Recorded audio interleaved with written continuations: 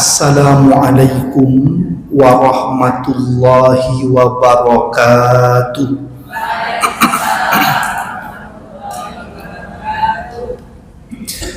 Alhamdulillah, wassalatu wassalamu ala rasulillah, nabiyyina Muhammad ibn Abdillah wa ala alihi wa sahbihi wa mawalah. La hawla wa la quwwata illa billah, amma ba'du. Qala Allah ta'ala, a'udzu billahi minasy syaithanir rajim. Bismillahirrahmanirrahim. Ya ayyuhalladzina amanu taqullaha haqqa tuqatih wa la tamutunna illa wa antum muslimun. Wa qala an-nabiy sallallahu alaihi wasallam, ittaqillaha haitsu ma kunta wa atbi'is sayyi'atal hasanata tamhuha wa khaliqin nas bi khuluqin hasanin. Yang sangat saya hormati Ketua Takmir Masjid Al-Hidayah, Ketua Majelis Taklim Darun Nisa, dan juga pengurus, semua ibu-ibu, bapak yang hadir. Semoga kita semua senantiasa Allah karuniai kesehatan lahir dan batin, kelapangan rizki yang halal dan barokah, keluarga yang sakinah mawaddah warahmah, anak keturunan yang salih dan salihah, semuanya dalam lindungan Allah subhanahu wa ta'ala. Amin amin ya rabbal alamin. Alhamdulillah, senang sekali pagi ini saya bertemu dengan ibu-ibu semua dalam kajian rutin di Majelis Taklim Darun Nisa ini.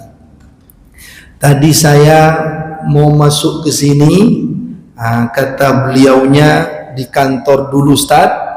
Jadi saya ngobrol dengan Ketua Takmir di dalam, Ustadz Imran, sambil menikmati sholawat, bacaan-bacaan iktiraf tadi bagus sekali, dari yang menyenandungkannya kayaknya Nisa Sabian. Betul Bu? Betul ya? Masya Allah. Dari suaranya itu, ini Nisa Sabian ini kayaknya. Luar biasa. Dan kita juga sekarang sedang semangat-semangatnya di bulan November, bulan yang diperingati di dalamnya ada Hari Pahlawan, sesuai tema kita nanti. Saya kebayang Bu, wah ini jangan-jangan ibu-ibunya semua pakai baju pahlawan, jangan-jangan. Tapi ternyata tidak ya. Oh ya tentara, insyaallah. Karena pernah Bu, ada guru TK bilang ke saya, Ustadz, saya pernah anak-anak TK saya himbau orang tuanya, besok kita akan pawai ya Bu. Katanya bunda-bunda jadi didandanin anaknya yang bagus sesuai cita-citanya biar semangat. Apa yang terjadi Ustadz? Katanya besoknya Ustadz, saya lihat anak-anaknya itu penampilannya biasa-biasa ala kadarnya. Justru yang heboh itu mama-mamanya Ustadz. Semuanya dipakai mama-mama ini, sampai bedaknya 3,5 cm. Kalau berkedip katanya mata seperti ada pelangi di matamu.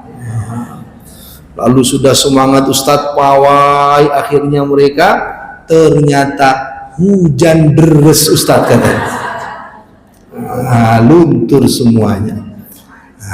Tapi apapun insya Allah mudah-mudahan kita terus semangat dalam kebaikan, apalagi ini sekarang bulan Hari Pahlawan dan kita juga ada di Surabaya yang dikenal dengan Kota Pahlawan. Maka tema kita Bapak Ibu sekalian rahimakumullah, mengambil hikmah pelajaran dari para pahlawan.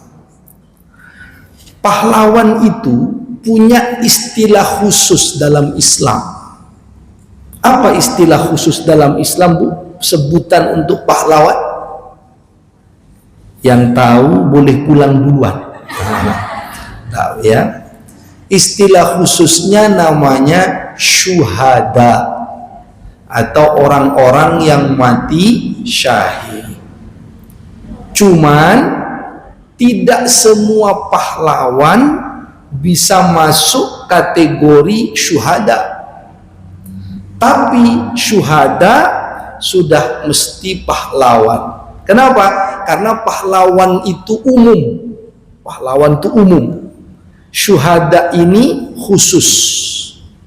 Jadi tidak semua pahlawan itu syuhada.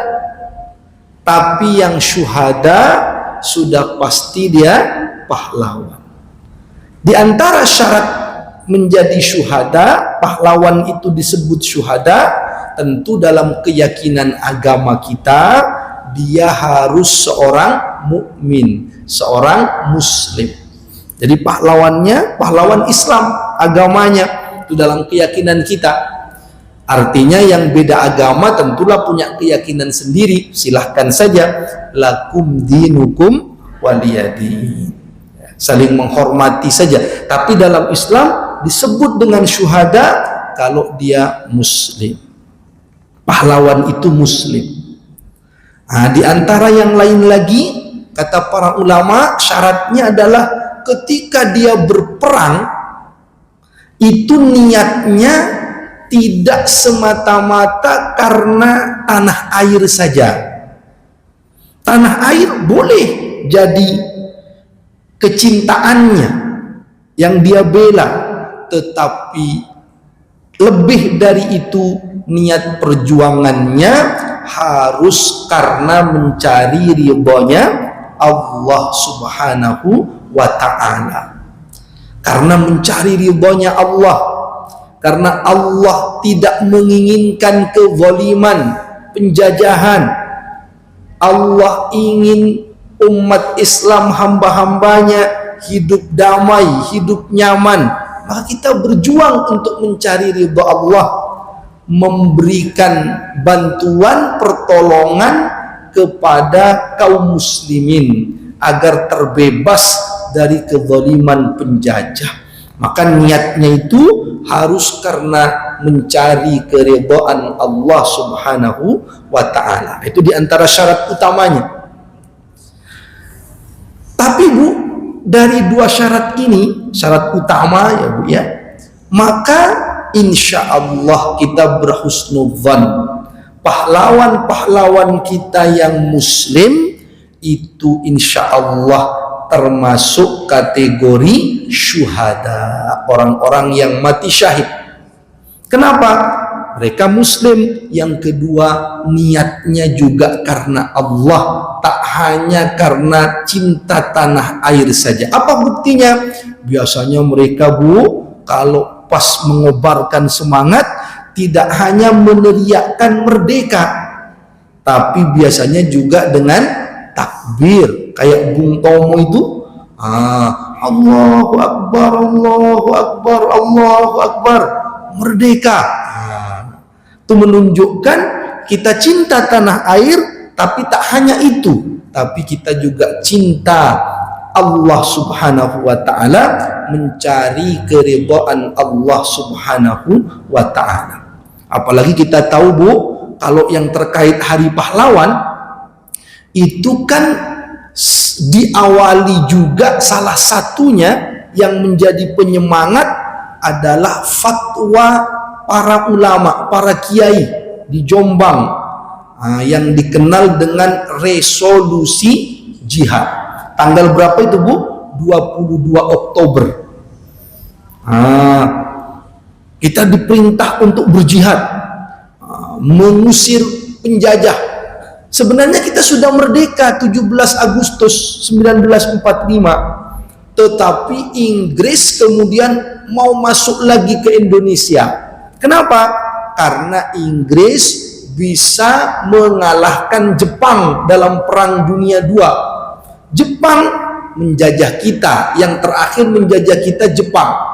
Jepangnya dibom Hiroshima Nagasaki, sejarahnya sedikit Bu, maka kita langsung memproklamirkan kemerdekaan, tapi ternyata Inggris tak mau kita merdeka.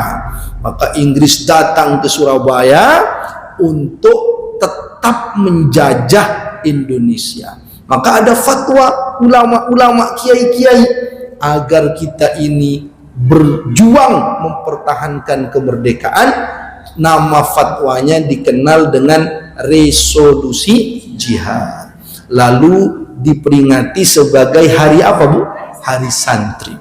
Dari situlah kemudian menjadi semangat, akhirnya meletuplah perang 10 November, pertempuran 10 November, disebut dengan hari pahlawan. 22 Oktober hari santri, artinya ada semangat agama dalam berjuang. 10 November hari pahlawan. Jadi hari santri dan hari pahlawan ini ada kesinambungan. Maka saya senang Bu, kalau pas ada acara disuguhi airnya pakai santri, kuenya lapis kukus pahlawan. Oh ini nih ada kaitan ini Mas. Santri lalu pahlawan. Cuman di sini tidak ada kukus pahlawan.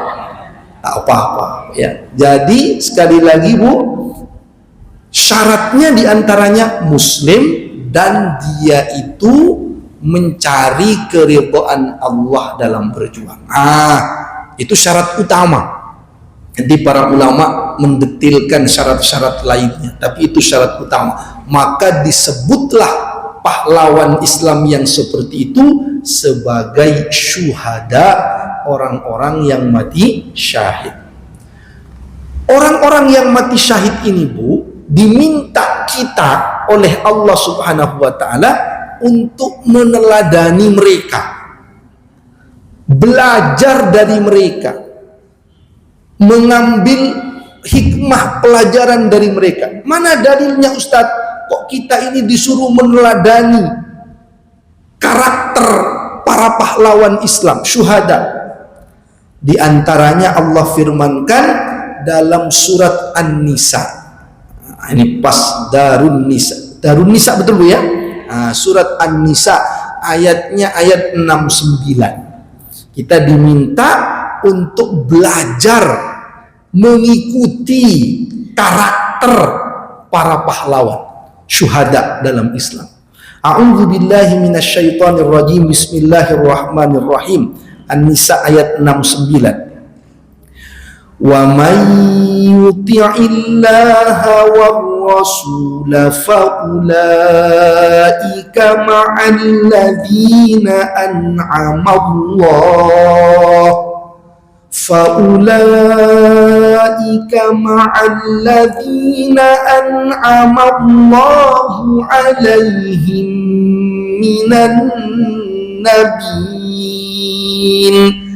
مِنَ النَّبِيِّينَ وَالصِّدِّيقِينَ وَالشُّهَدَاءِ وَالصَّالِحِينَ وَحَسُنَ أُولَئِكَ رَفِيقًا. Terjemahnya Bu. Boleh siapa yang mau membacakan Bu? Biar bergantian, silakan. An-Nisa ayat 69.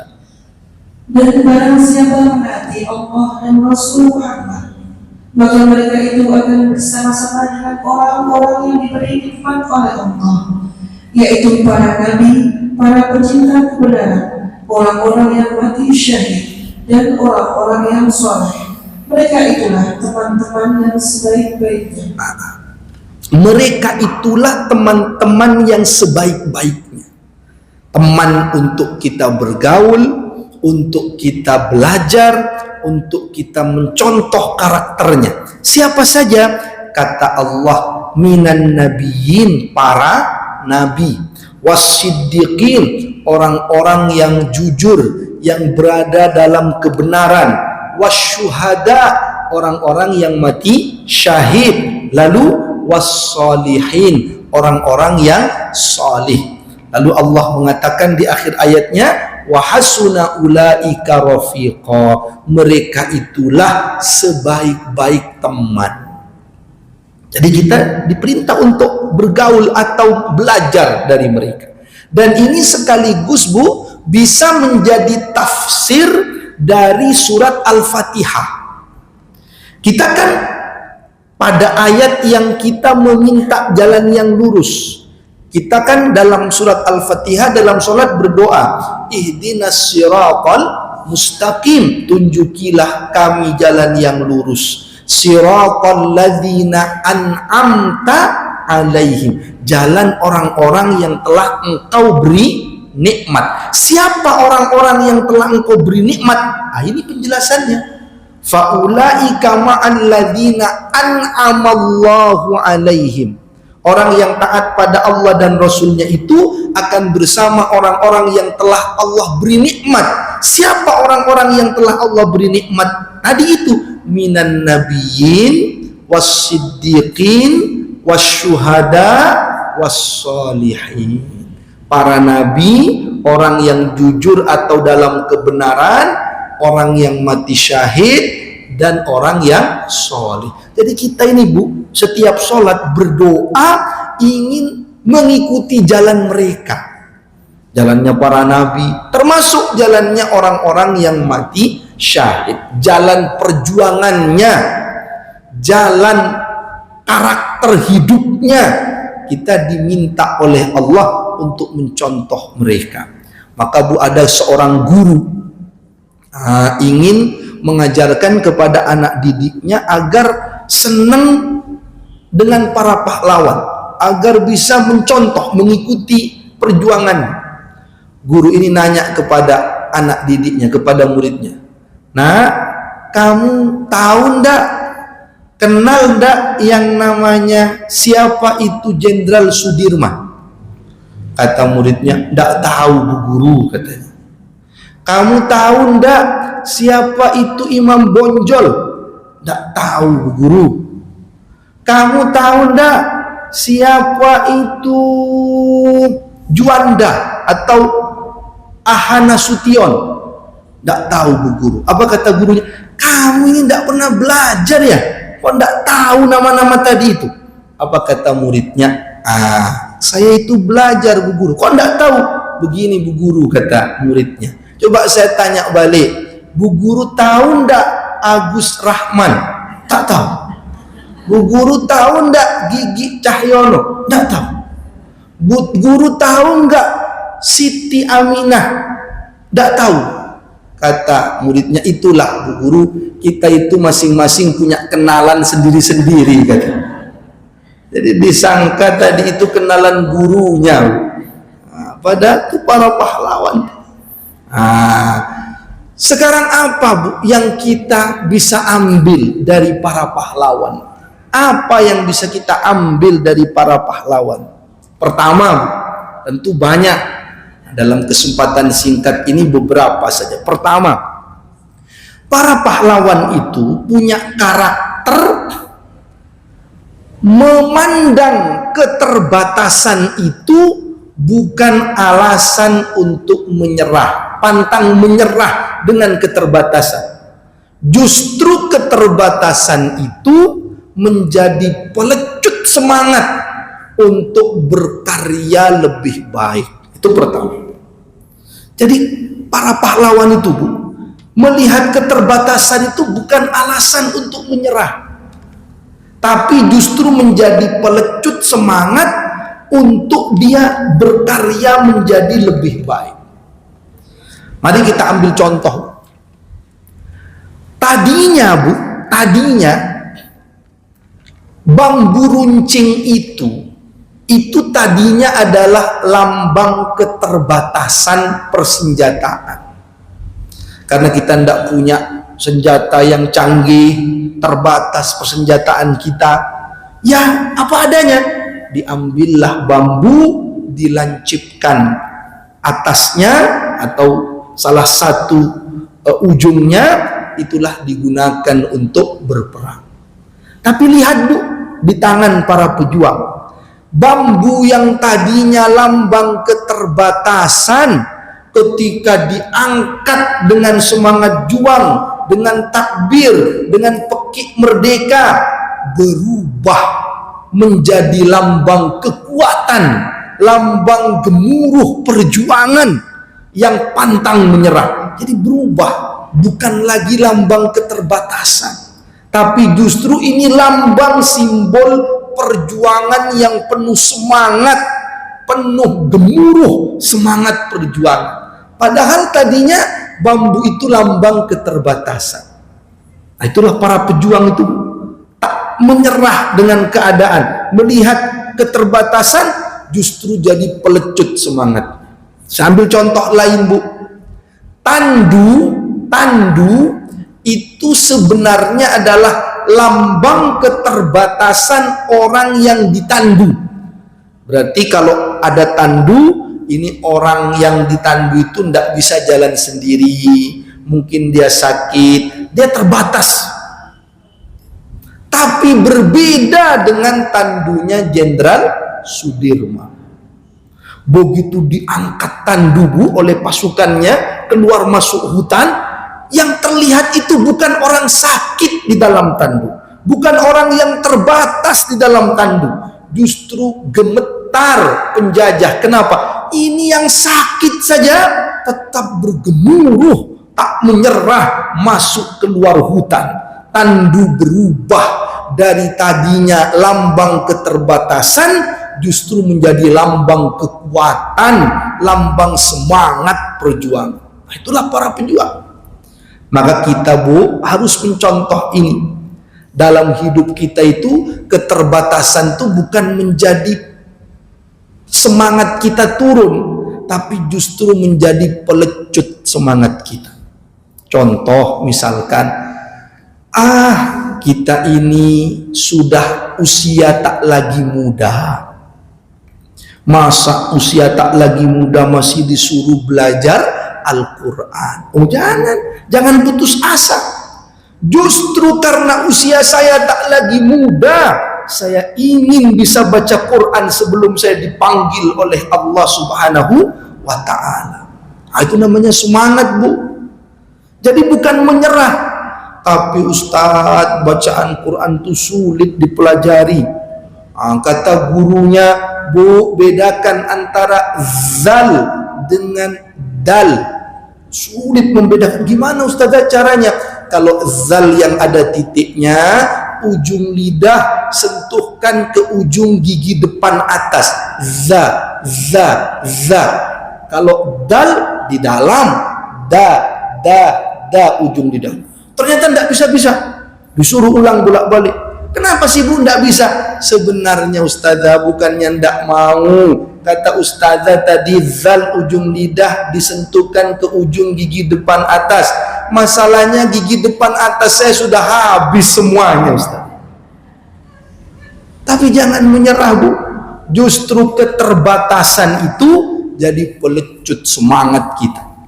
Justru karena kita belum bisa baca Quran, usia tak lagi muda. Justru saya ingin Ustadz bisa membaca dengan baik sebelum saya nanti menutup mata, sebelum saya nanti kembali kepada Allah Subhanahu wa Ta'ala. Semangat. Belajarlah Bu Quran. Ada ibu-ibu yang sepuh belajar Quran. Ternyata disalah-salahkan terus sama ustadznya. Ini keliru, ini salah. Salah terus. Kadang-kadang membacanya keliru Bu. Innalladzina kafaru. Ibu nanya pendek. Innalladzina kafaru. Loh, K-nya juga pendek. Nanya. Innalladzina kafaru. Loh, Fa-nya juga pendek. pindah-pindah itu Bu, panjang pendeknya itu. Kenapa ini kok salah terus? Jangan menyerah. Pulang dia Bu, dari belajar ngaji pulang, bilang ke temannya, aku tadi disalah-salahkan terus sama Ustadz itu. Mungkin Ustadz itu lagi banyak pikiran masalah keluarganya. Malah Ustadznya dikira banyak masalah keluarga Bu. Padahal memang keliru. Jangan putus asa, terus semangat.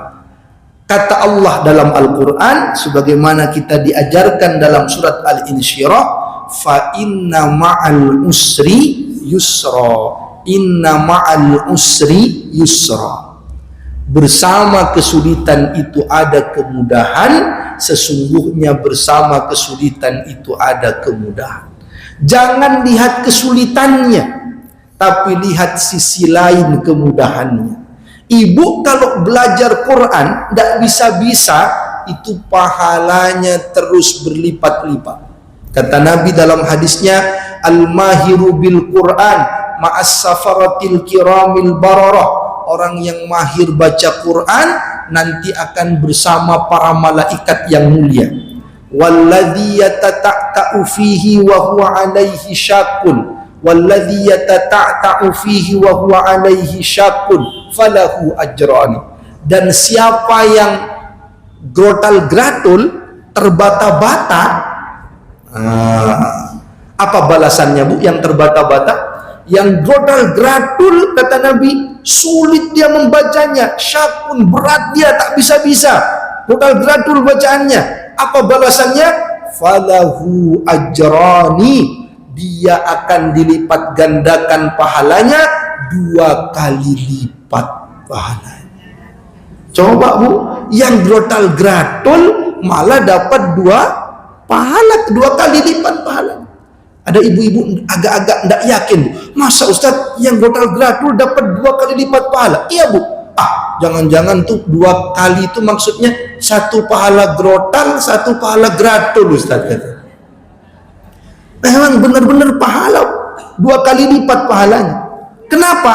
Kata para ulama menjelaskan hadis ini, 1 pahala membacanya, karena setiap bacaan dapat pahala. Yang kedua, pahala kesungguhannya dalam belajar itu dihargai oleh Allah. Tak bisa-bisanya, sulitnya itu dihargai oleh Allah Subhanahu wa ta'ala. Padahal kita tahu Bu, 1 huruf kata Nabi 10 kali lipat pahalanya. 1 huruf 10 pahalanya. Berarti kalau dia tidak lancar dikali 2. 1 huruf berapa berarti Bu? 20. Yang tidak lancar itu 1 huruf 20. Apalagi karena dia tidak lancar, biasanya diulang-ulang. Innal ladzi 20. Berapa pahalanya? Banyak. Jadi tak ada kata putus asa dalam beramal, dalam beribadah. Maka ibu kalau mau semangat nanti kalau belajar baca Quran sulit, selain bawa mushaf Quran, di samping kiri bawa kalkulator. Salah-salahkan, hitung kali 2 kali 10. Banyak pahala ibu-ibu. Jadi tak ada kata menyerah. Maka saya senang ibu-ibu datang ke sini. Mungkin maaf, ada yang sedang diuji, sakit, tak bisa bagus berjalannya, ada keterbatasan. Jangan menyerah. Bismillah, selama mampu, selama bisa, kita diminta oleh Allah mengikuti karakter para pahlawan tadi, yang memandang keterbatasan itu bukan alasan untuk menyerah, tetapi justru untuk berkarya. Saya Ustadz sedang sakit, gimana ini putus asa rasanya? Oh jangan, lihat sisi-sisi lainnya Bu. Dalam keadaan sakit itu berguguran dosa-dosa kita. Lebih dekat zikir-zikir kita kepada Allah. Sebab orang sakit tuh kalau dia sabar, kalau dia terus tak henti dari berzikir, maka derajatnya mulia di sisi Allah. Seperti Nabi Ayyub alaihi salam. Jadi ada sisi-sisi lain. Tapi Ustadz sudah tak kuat, saya sakit seperti tak sembuh-sembuh. Lihat sisi lainnya, Bu. Kita sakit masih ada keluarga. Ada yang sakit tak punya keluarga. Tapi Ustadz sulit. Kita sakit masih bisa mengakses layanan kesehatan. Ada orang sakit tak mampu untuk mengakses layanan kesehatan. Terus begitu, Bu. Jangan menyerah. Katakanlah kita yang paling sulit, sudahlah sakit, tidak ada keluarga, tidak bisa mengakses layanan kesehatan, rasanya sudah mau putus asa. Jangan. Kenapa? Karena kita masih sakit fisiknya, yang penting hatinya, imannya tetap nyambung sebagai mukmin kepada Allah Subhanahu wa ta'ala. Kalau kita meninggal, fisik ini selesai, yang dinilai adalah hati kita yang penuh iman, penuh ridha kepada Allah Subhanahu wa ta'ala. Jadi intinya, Bu, pertama, tak ada kata menyerah, itu memandang kesulitan justru sebagai pelecut semangat dalam beramal. Itu pertama. Yang kedua, Bu, apa yang bisa kita ambil? Para pahlawan, para pejuang itu punya nilai istiqomah. Istiqomah dalam berjuang. Sudah punya semangat, tapi tak istiqomah, sayang. Mereka itu istiqomah dalam berjuang. Lihat, Bu, sebelum kemerdekaan berjuang. Setelah kemerdekaan pun, karena Inggris mau masuk ke Indonesia, mau menjajah lagi, mereka terus berjuang.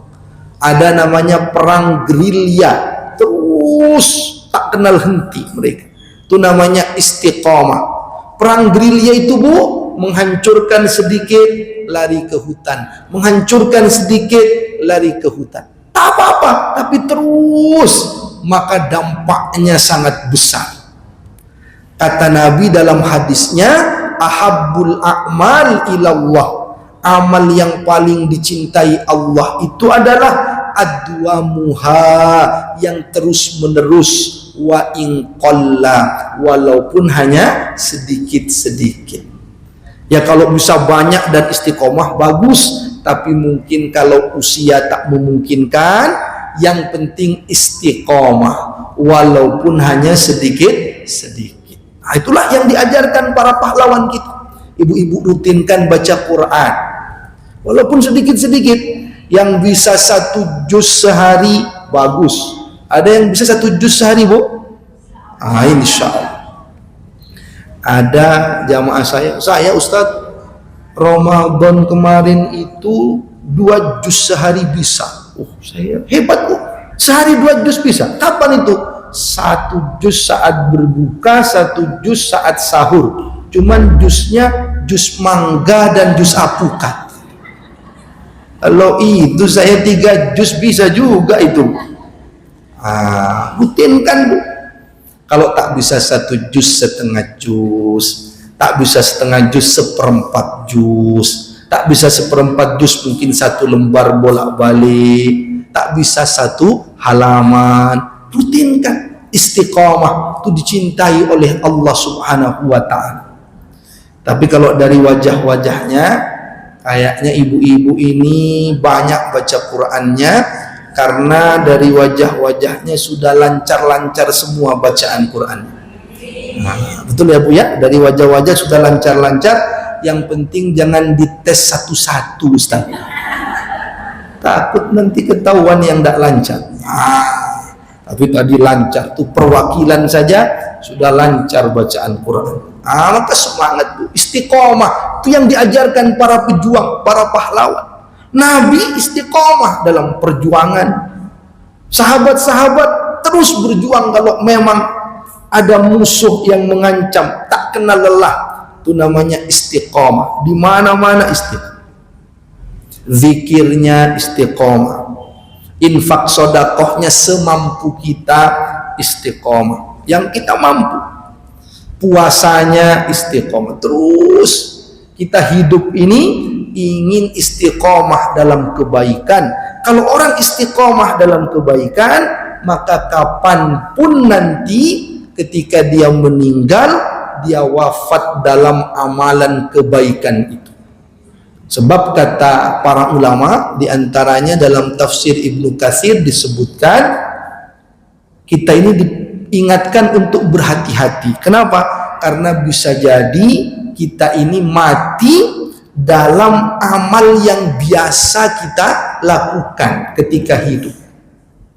Jadi apa amalan biasa kita lakukan ketika hidup, bisa jadi saat melakukan kebiasaan itulah kita dipanggil oleh Allah Subhanahu wa ta'ala. Maka lakukan kebaikan-kebaikan, tak lepas dari kebaikan.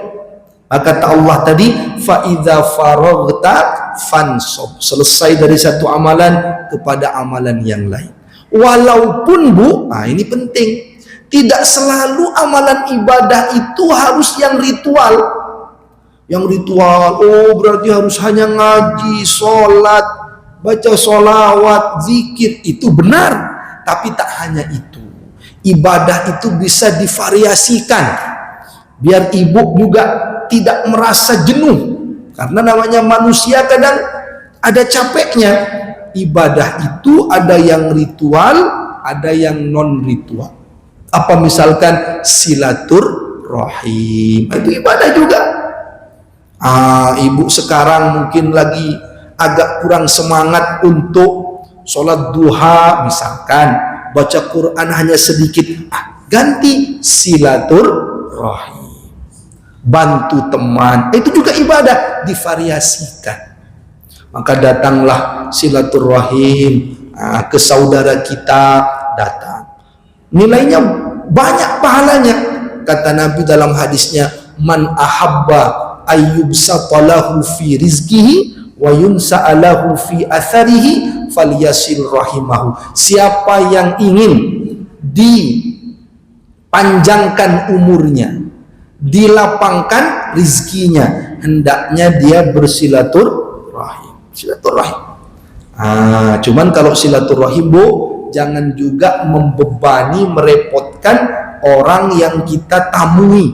Sama-sama harus saling mengerti, bawa sesuatu. Kata Nabi, saling memberi hadiah agar saling menyayangi. Jangan sampai sudah silaturrahim tak membawa apa-apa, misalkan, lalu merepotkan jadinya, lalu dia pakai hadis.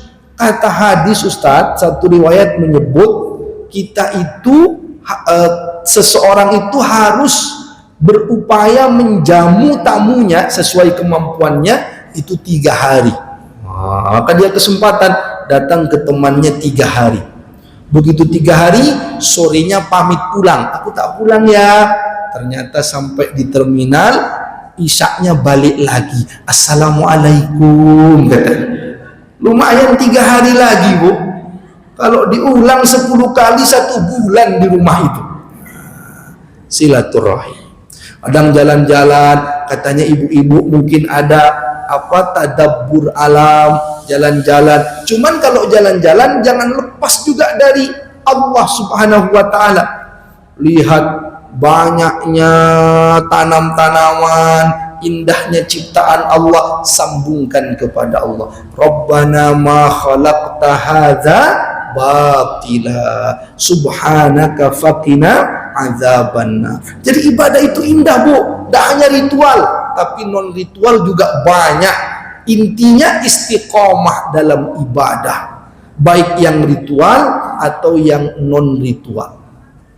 Tapi ada cerita, Bu, bapak-bapak ngajak istrinya tadabbur alam, tapi ternyata ada maunya. Apa kata bapak ini? Ayo ma, kita jalan-jalan menikmati ciptaan Allah. Kemana, Pak? Ke kebun Lombok, kebun cabai, karena cabai sedang mahal waktu itu. Lihatlah kebun cabai, nanti kita bisa beli, mah. Lihat kebun Lombok. Apa tadi? Apa kata bapaknya, kata suami? Lihat, mah, Lombok itu ternyata unik, mah. Kalau kita ambil hikmahnya, dengan jalan-jalan ini kita tadabbur alam, mendekat, melihat kekuasaan Allah. Apa uniknya, Pak? Kata suaminya, lihat, mah, dalam satu tanaman Lombok ternyata buahnya itu bercampur antara yang masih hijau dan yang sudah merah. Satu tanaman. Antara yang masih muda dan yang sudah tua. Antara lombok yang enom sama lombok yang tua. Nah, itu satu tanaman, Mak. Ada lombok enom, ada lombok tua. Itu indah tampilan. Itu ada hikmahnya. Apa hikmahnya, Pak? Kata istrinya. Hikmahnya, Mak, lombok saja indah kalau bercampur lombok enom dan lombok tua. Nah, maka, Mak, rumah tangga itu indah kalau bercampur antara mbok enom dan mbok tua. Ini mau-maunya bapak-bapak ini, Bu. Istrinya marah, Bu. Pulang dari jalan-jalan, besoknya mau ke kantor, pagi-pagi dibuatin sama istrinya sambal yang pedes luar biasa. Kata suaminya, "Macet pedes ya, Ma." Sampai enggak jadi berangkat ngurus ke kamar mandi terus. "Kenapa kok pedes?" "Itulah, Pak, akibatnya kalau lombok enom sama lombok tua dicampur." Kayak gitu. Nah, hati-hati nih ke ibu-ibu ini. Jadi maksud saya, Bu, kita ini ibadah itu variasikan agar tak lepas dari ibadah kepada Allah Subhanahu wa ta'ala. Istiqomah itu yang diajarkan dalam agama kita, dalam karakternya para pejuang, para pahlawan itu untuk selalu istiqomah di jalan Allah Subhanahu wa ta'ala. Yang ketiga, Bu, yang terakhir saja, ternyata dalam Islam, ini sedikit kita bahas tentang istilah dalam Islam, keilmuan, ya, tentang mati syahid. Mati syahid itu ternyata ada beberapa jenis. Nah, sehingga kita mudah-mudahan kalau kita istiqomah, ujungnya nanti punya nilai mati syahid, walaupun tidak berperang di jalan Allah. Karena ternyata dalam Islam mati syahid itu ada beberapa jenis. Beberapa jenis. Apa sih artinya mati syahid itu? Syahid itu artinya menyaksikan. Syahid artinya menyaksikan. Kenapa disebut mati syahid? Mati syahid, para pahlawan mati di medan perang. Karena kata para ulama, Ibnu Hajar al-Asqalani misalkan menyebut tentang beberapa pengertian dari mati syahid. Ada sekitar 14 pengertian dari mati syahid, tapi singkatnya saja. Syahid artinya menyaksikan. Kenapa disebut menyaksikan? Karena orang yang mati dalam peperangan itu saat dia mati menyaksikan surga Allah atau kenikmatan yang akan diberikan kepadanya. Itu diantara maknanya. Atau disebut juga mati syahid karena ketika dia meninggal dalam peperangan itu, Allah menjadi saksi kebaikan atas orang itu. Malaikat bersaksi bahwa orang itu orang yang baik, orang yang kematiannya husnul khatimah. Maka disebut dengan mati syahid. Mati syahid itu, Bu, kata para ulama, diantaranya Imam Nawawi rahimahullahu ta'ala dan beberapa ulama lain, itu ada 3 macam. Ada namanya mati syahid dunia akhirat. Ada namanya mati syahid dunia saja. Ada namanya mati syahid akhirat saja. Mati syahid dunia akhirat, mati syahid dunia saja, mati syahid akhirat saja. Apa pengertiannya, Ustadz, mati syahid dunia akhirat ini? Mati syahid dunia akhirat itu, Bu, adalah mati syahid yang dia berperang di jalan Allah lalu mati dan niatnya ikhlas karena Allah Subhanahu wa ta'ala. Nama istilahnya disebut dengan mati syahid dunia akhirat. Kenapa disebut mati syahid dunia akhirat? Sebab saat dia mati di dunianya dia bernilai atau diperlakukan sebagaimana orang yang mati syahid. Di dunianya dan di akhiratnya dia mendapat pahala di sisi Allah Subhanahu wa ta'ala. Orang yang mati syahid itu apa sih perlakuan khususnya di dunia? Ada 3 dalam hadis-hadis.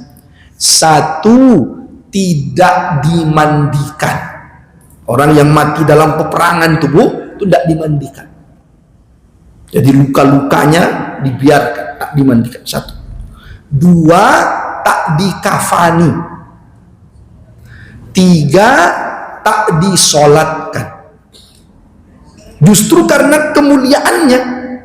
Ya sama kira-kira begini Bu, kalau ibu mau masuk bandara, prosedur umumnya ada pemeriksaan, ada aturannya, harus antri, harus dicek, itu prosedur umumnya.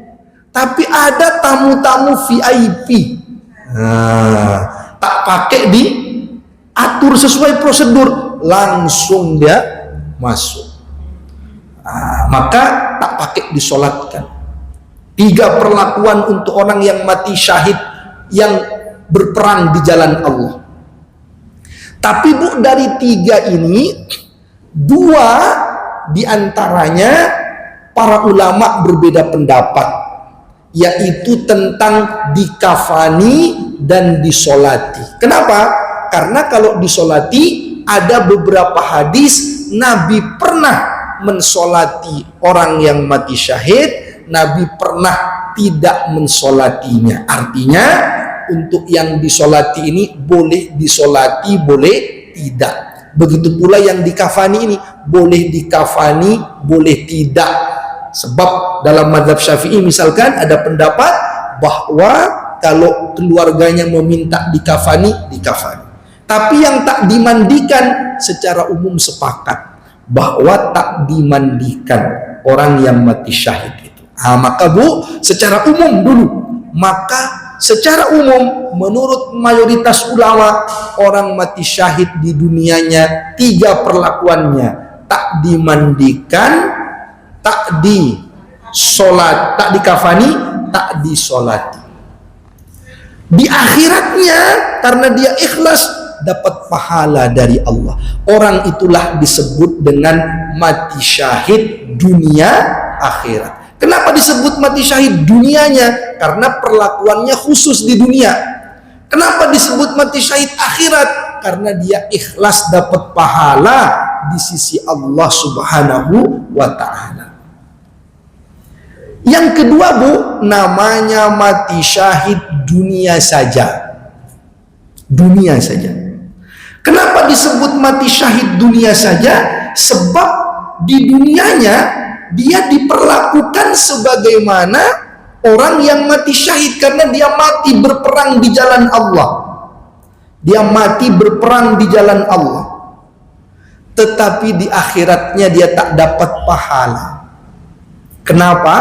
Karena tidak ikhlas, riya, ingin dipuji oleh manusia. Ada hadis Bu agak panjang, riwayat Imam Muslim. Nanti ada 3 orang yang awal-awal dihisab, dimintai pertanggungjawabannya. 1 diantaranya orang yang mati syahid, kemudian orang yang suka berinfak, kemudian orang yang ahli dalam bacaan Quran, mengajarkannya kepada orang.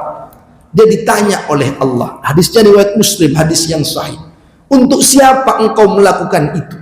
Dia mengatakan, untuk mencari ridhamu ya Allah. Kata Allah, kazabta, engkau bohong. Engkau berperang hanya untuk disebut pahlawan. Engkau bersodakoh hanya ingin disebut dermawan. Engkau mengajarkan Quran hanya ingin disebut ahli membaca Quran. Engkau sudah dapatkan semua itu di dunia, maka di akhirat kau tak dapat apa-apa. Justru dia dimasukkan ke dalam neraka Allah Subhanahu wa ta'ala. Artinya Bu, riya itu hati-hati, bisa menghapuskan amal kita. Maka yang disebut mati syahid dunia saja tadi siapa Bu? Dia berperang di jalan Allah sampai mati, maka diperlakukan sebagaimana mati syahid, tak dimandikan, tak dikafani, tak disolatkan.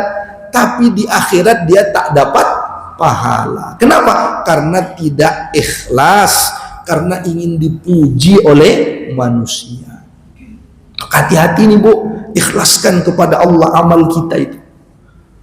Baca Quran ikhlas karena Allah. Saya dulu Bu waktu masih mahasiswa juga sama, saya ngurus masjid Bu di Surabaya. Istilahnya itu James Bond, jaga masjid tukang kebon. Saya dulu waktu masih mahasiswa, saya ngimami Bu. Lalu ada temen mahasiswi itu Ramadan bilang, saya tak buka puasa di masjidmu ya. Saya senang Bu, karena kebetulan mahasiswi ini saya agak-agak ada deg-degan lah di hati kira-kira. Dia mau buka puasa di masjid saya, monggo. Lalu maghrib saya yang imami. Hatinya salah niatnya, ingin dipuji, ingin didengar. Dalam hati saya di belakang ini mahasiswinya ini teman saya sedang menyimak ini.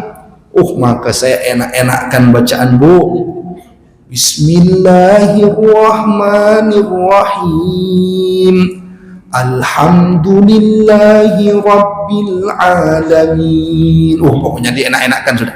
Dalam hati saya, ini mesti di belakang sudah kelepek ini kira-kira. Selesai sholat, Assalamualaikum warahmatullahi, Assalamualaikum warahmatullahi. Dulu belum ada WA Bu, masih SMS. Saya lihat ada SMS masuk, maaf saya ndak jadi ke masjidmu katanya. Jadi ternyata, padahal niat sudah keliru. Tak boleh berdosa dan bisa menghilangkan pahala kita. Nah ini Bu, mati syahid dunia saja, akhirat tak dapat. Dia berperang sampai mati, diperlakukan khusus di dunia karena orang tak tahu niatnya, tapi di akhirat tak dapat apa-apa. Yang ketiga Bu, mati syahid apa tadi Bu? Akhirat saja. Bagaimana mati syahid akhirat saja itu Bu? Mati syahid akhirat saja itu maksudnya dia tidak berperang di jalan Allah. Dia matinya bukan karena berperang, mati biasa, tidak dalam berperang maksudnya, tapi ternyata kematiannya punya pahala mati syahid di akhirat. Siapa mereka Bu? Ada beberapa hadis Nabi yang menjelaskan tentang ini. Ada beberapa hadis Nabi. Kalau saya coba kumpul-kumpulkan, karena beberapa riwayat saya coba kumpul-kumpulkan, ada sebagian ulama Bu mengatakan ada 70 macam, tapi ternyata dari 70 itu ada beberapa hadis yang lemah. Nah, kalau kita mau kumpulkan hadis-hadis yang masih bisa kita gunakan, itu sekitar ada 16 macam kematian yang punya nilai mati syahid. 16 macam itu pun Bu, ada yang disepakati sahih hadisnya, ada yang ada perbedaan pendapat di antara ulama dalam menilai hadisnya. Ada yang menganggap sahih atau tidak. Tapi katakanlah kita mengambil pendapat yang mensahihkan, maka totalnya kalau kita kumpulkan sekitar ada 16. Sekitar ada 16. Mungkin nanti yang mencari lagi di hadis-hadis lain ketemu, bisa saja. Tapi penelusuran saya dalam kesempatan yang singkat ini ada sekitar 16 kematian yang punya nilai mati syahid. Saya kumpulkan hadis-hadisnya Bu. Mari kita kaji bersama secara singkat saja. Disebutkan oleh Nabi Shallallahu Alaihi Wasallam pertama pada hadis riwayat Imam An-Nasai. Kata Nabi dalam hadisnya, asyhadatu sab'un. Orang yang mati syahid itu ada 7. Siwal qatli fi sabilillah, selain yang mati di medan perang ada 7, tapi punya nilai mati syahid. Apa itu? Pertama, al-mat'unu syahidun, orang yang mati karena penyakit taun atau karena wabah penyakit seperti pandemi kemarin. Orang yang mati karena pandemi itu, kalau dia corona, kalau dia sabar, dia tak mencela keadaan, dia matinya punya nilai mati syahid. Hadisnya riwayat Imam An-Nasai. Saya lanjut dulu Bu, nanti kita urai yang bisa kita uraikan sedikit. Wal mabtunu syahidun, yang kedua adalah orang yang mati karena penyakit di perutnya. Wal ghariqu syahidun, orang yang mati karena tenggelam, mati tenggelam. Tapi tetap Bu, mati tenggelam maksudnya ya juga perjalanannya perjalanan yang baik Bu ya. Tidak ada kemaksiatan. Karena ada yang bertanya, mati tenggelam berarti mati syahid? Berarti Ustadz film Titanic itu, itu mati syahid itu Ustadz. Padahal katanya itu pacaran di depan nahkoda kapal Ustadz. Kok tahu? Ya saya agak nonton sedikit-sedikit Bu, sekilas-sekilas. Tentu perjalanannya yang baik, yang tak ada kemaksiatan ya. Lalu dia meninggal tenggelam, dia punya nilai mati syahid. Wasahibul hadmi syahidun, orang yang tertimpa reruntuhan mati syahid, gempa misalkan. Wasahibu dzatil jambi syahidun, orang yang mati karena penyakit di lambungnya atau penyakit di dadanya. Orang yang punya penyakit di dadanya atau di lambungnya. Wasahibul haraki syahidun, dan orang yang terbakar, mati kebakaran. Terbakar, bukan terbakar api cinta, bukan ya, atau terbakar api cemburu, bukan, terbakar. Wal mar'atu tamutu bi jum'in syahidatun, dan wanita yang mati wafat saat hamil, atau dalam riwayat lain saat juga melahirkan. Saat hamil dan melahirkan. Ada 7 di sini Bu. Ada 7. Apa saja Bu tadi Bu? 1, mati karena wabah penyakit. Terus Bu, sakit di perutnya. Terus tenggelam. Terus apa Bu? Tertimpa reruntuhan. Terus Bu, sakit di lambung atau di dadanya. Terus Bu, apa Bu? Kebakaran. Yang ketujuh, melahirkan atau hamil. Dalam hadis itu ada 7. Ditambah sedikit Bu, dalam hadis riwayat Imam Bukhari dan Muslim, man qutila duna malihi fahuwa syahidun, siapa yang mati karena mempertahankan hartanya dari perampok, itu mati syahid. Hadis riwayat Imam Bukhari dan Muslim. Kemudian dalam riwayat yang lain juga disebutkan mangkutila duna ahlihi au duna damihi au duna dinihi fahuwa syahidun, yang mempertahankan dirinya, nyawanya, darahnya dan keluarganya. Itu juga mati syahid. Jadi tambahannya setelah 7 tadi, yang ke-8 mempertahankan hartanya dari perampok. Yang ke-9 mempertahankan nyawanya dan keluarganya dari perampok, dari orang yang mau melakukan kejahatan pada dia. Itu juga mati syahid. Sudah 9 Bu. Kita lanjut sedikit Bu. Ada hadis riwayat Imam At-Tabrani.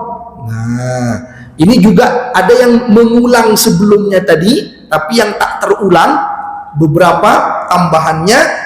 Ada yang mati karena disengat binatang, ular berbisa, kalajengking sampai keracunan, kemudian dia meninggal. Itu juga punya nilai mati syahid. Sudah berapa berarti Bu? Tadi 9 tambah ini berapa? 10. Berikutnya Bu adalah yang diterkam binatang buas. Hadis riwayat Imam At-Tabrani, diterkam binatang buas. Dimakan, dimangsa, singa atau apalah. Kemudian Bu, berikutnya yang disebutkan di sini karena jatuh dari kendaraan, kecelakaan. Kemarin itu ada korbannya apa tidak Bu? Yang di tol kemarin ada ya Bu ya? Yang sampai bertumpuk-tumpuk itu Bu ya. Mudah-mudahan Allah selamatkan kita dari kejadian-kejadian yang tak kita inginkan, ya Bu ya. Tapi itu punya nilai mati syahid. Tentu sekali lagi tetap berlaku nanti dia seorang mukmin, Bu ya. Perjalanannya bukan kemaksiatan, Bu ya, tetap berlaku.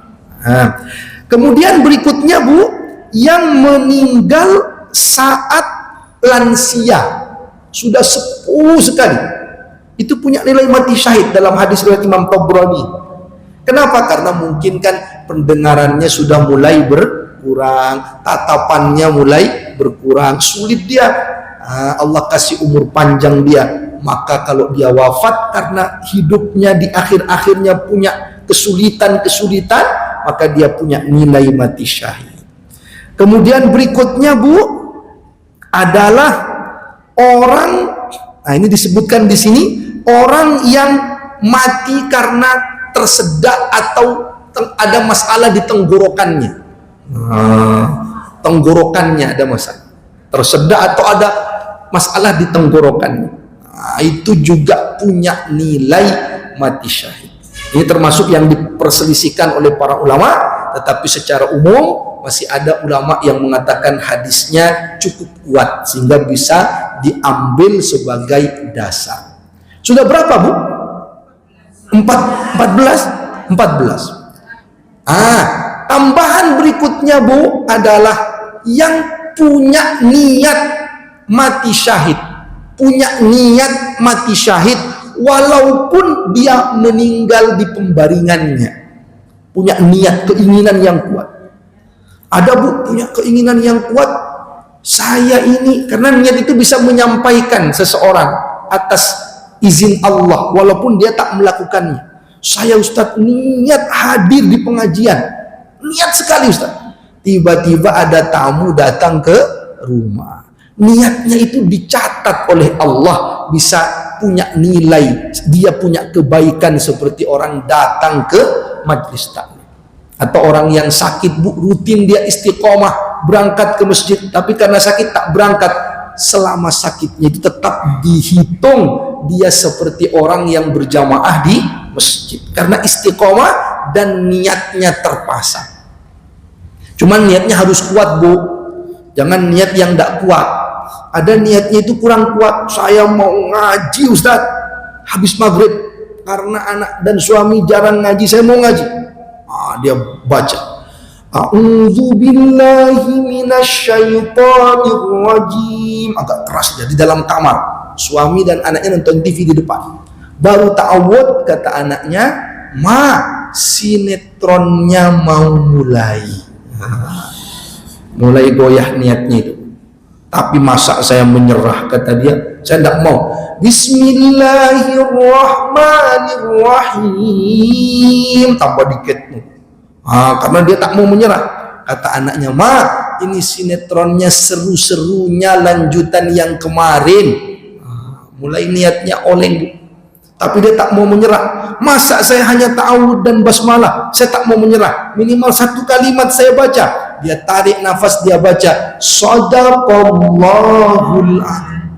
Ternyata Shadaqallah Bu, lari ke televisi. Itu namanya niat kurang kuat itu. Jadi niat harus kuat. Sudah berapa Bu? 15. Satu lagi, man mata fi sabilillah fahuwa syahidun. Siapa yang mati di jalan Allah. Jadi apa saja kegiatannya, yang penting mati di jalan Allah, itu punya nilai mati syahid. Misalkan berangkat bekerja, tapi niatnya, saya ya Allah ingin mencari nafkah yang halal untuk anak istri saya tak mau melanggar aturan. Meninggal Bu, dia di tempat kerja, mati syahid. Datang ke pengajian, meninggal, mati syahid. Sholat di masjid, meninggal, mati. Pokoknya yang meninggal di jalan Allah. Ini yang lebih luas Bu. Maka tanamkan kita itu selalu berniat di jalan Allah, selalu mengikuti aturan Allah dimanapun berada, maka saat kita mati punya nilai mati syahid di sisi Allah Subhanahu wa ta'ala. Di antaranya kata para ulama, di antara contoh husnul khotimah saat ibadah meninggal atau selesai ibadah meninggal. Ada kan Bu, kalau tak salah di Wonocolo sini saat membaca Quran. Dan Quran yang dibaca itu pas tentang kematian. Allah yang menciptakan hidup dan mati untuk menguji kamu siapa yang terbaik amalnya. Lalu dia meninggal. Nah, itu luar biasa.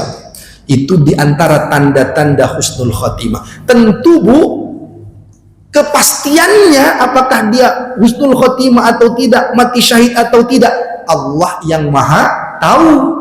Karena tadi orang berperang saja ternyata kalau niatnya tidak ikhlas tetap tidak dapat pahala. Jadi maksud tadi itu Bu, itu tanda-tandanya.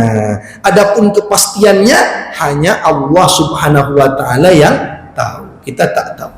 Maka ada yang bertanya Bu, katanya pulang pengajian, setelah pengajian wafat itu husnul khotimah diantaranya. Ibu pengen setelah pengajian wafat?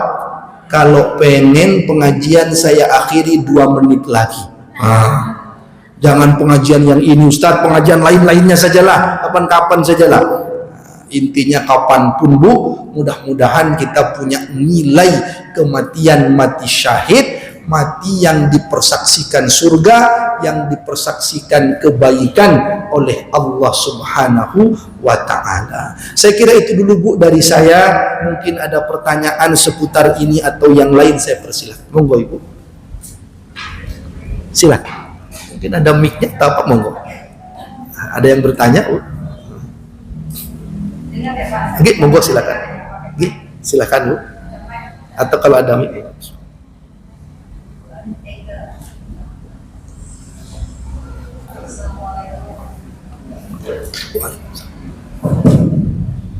Assalamualaikum warahmatullahi wabarakatuh. Waalaikumsalam. Saya mau menanyakan lagi pengalaman saya yang sekarang dikatakan suami saya berbulan, saya sama suami saya selesai bukunya selesai akan untuk itu apa? Sebelum berangkat dia meninggal karena sakit dan bapak dia meninggal dan kaget saya kaget saya. Terus saya tidak tahu kapan ini atau dimandikan atau saya tidak tahu. Apakah itu sudah termasuk yang diminta sholat? Ya. Apakah itu termasuk sakit atau bagaimana? Saya mohon penjelasan karena saya tidak bisa bertanya kepada siapapun yang nanti kebetulan ada di sini. Jadi niat saya untuk tanya itu bagaimana? Terima kasih. Wassalamualaikum warahmatullahi wabarakatuh. Waalaikumsalam warahmatullahi wabarakatuh. Jadi Bu, betul bahwa ketika seseorang itu wafat dalam keadaan beribadah kepada Allah Subhanahu wa ta'ala, maka orang seperti itu menjadi ciri-ciri husnul khatimahnya. Mati dalam keadaan yang baik, mati dalam keadaan ibadah kepada Allah Subhanahu wa ta'ala. Ini sesuai dengan firman Allah, ya, wala tamutunna illa wa antum muslimun. Jangan kamu mati kecuali dalam keadaan muslim. Berarti orang yang mati dalam keadaan muslim itu sudah kebaikan, apalagi sedang melakukan amal ibadah. Jadi kita berdoa kepada Allah, mudah-mudahan itu tanda kematian yang baik, husnul khatimah, diterima segala amal ibadahnya, diampuni segala khilaf dan salahnya. Kemudian Bu, sedikit saya tambahkan, adapun ketentuan mati syahid yang di dunianya tidak dimandikan, tidak dikafani, tidak disolatkan, itu yang mati dalam keadaan perang. Yang mati dalam keadaan perang. Yang di luar mati dalam keadaan perang, maka tentu perlakuannya biasa. Maka disebut dengan mati syahid akhirat tadi. Karena di dunianya dia diperlakukan biasa. Nah, kalau yang mati di medan perang, itu baru ada perlakuan khusus di dunia. Maka dia disebut mati syahid dunia akhirat. Kalau dia ikhlas, kalau tak ikhlas, dia hanya mati syahid dunia saja. Karena dia berperang di jalan Allah. Tapi ada lagi tambahan sedikit Bu, ada lagi tambahan sedikit, bahwa untuk yang wafat dalam keadaan ihram, itu ada perlakuan khususnya. Jadi yang wafat dalam keadaan ihram itu tidak diberi wewangian karena dia masih dalam kondisi ihram. Kemudian juga wajahnya dibuka. Wajahnya dibuka. Ini ketentuan-ketentuannya ya. Jadi tidak ditutup. Wajahnya tidak dalam keadaan ditutup. Kenapa? Karena dia diistilahkan masih dalam kondisi yang ihram. Jadi dia masih dalam kondisi yang ihram dan dikafaninya dengan kain ihramnya. Jadi ada ketentuan khusus untuk yang wafat dalam kondisi ihram. Makanya kalau ibu lihat, tapi saya tidak tahu apakah bapak waktu itu masih kondisi ihram atau tidak. Ya. Gitu. Kalau sudah pakai baju biasa, berarti sudah biasa. Berarti sudah biasa. Betul. Nggih. Mungkin karena memang di sana ada penanganan khusus Bu, ketika wafat mungkin sudah ada penanganannya. Tapi artinya dikubur di sana Bu ya. Masya Allah. Nggih, Masya Allah. Mudah-mudahan jadi nilai kebaikan untuk beliau. Dikuburkan juga di tanah yang baik, tanah yang haram ya. Insya Allah jadi kebaikan untuk beliau. Jadi itu Bu, sekali lagi kalau untuk yang mati syahid akhirat, perlakuan di dunianya ya seperti biasa, tapi dia punya nilai pahala seperti mati syahid di akhirat. Demikian, wallahu a'lam bishawab. Ada lagi Bu yang ditanyakan? Gitu. Mungkin yang lain ibu-ibu cukup. Kalau cukup kita akhiri, karena kalau dipaksa bertanya takut ada yang nanya, Ustadz nanya apa pertanyaannya, jam berapa kita selesai Ustadz? Jadi kita selesaikan, mudah-mudahan bermanfaat untuk kita semua. Kita akhiri dengan hamdalah dan doa kafaratul majlis. Alhamdulillahi rabbil alamin. Subhanakallahumma wa bihamdika asyhadu an la ilaha illa anta astaghfiruka wa atubu ilaik. Kurang lebihnya mohon maaf. Assalamualaikum warahmatullahi wabarakatuh.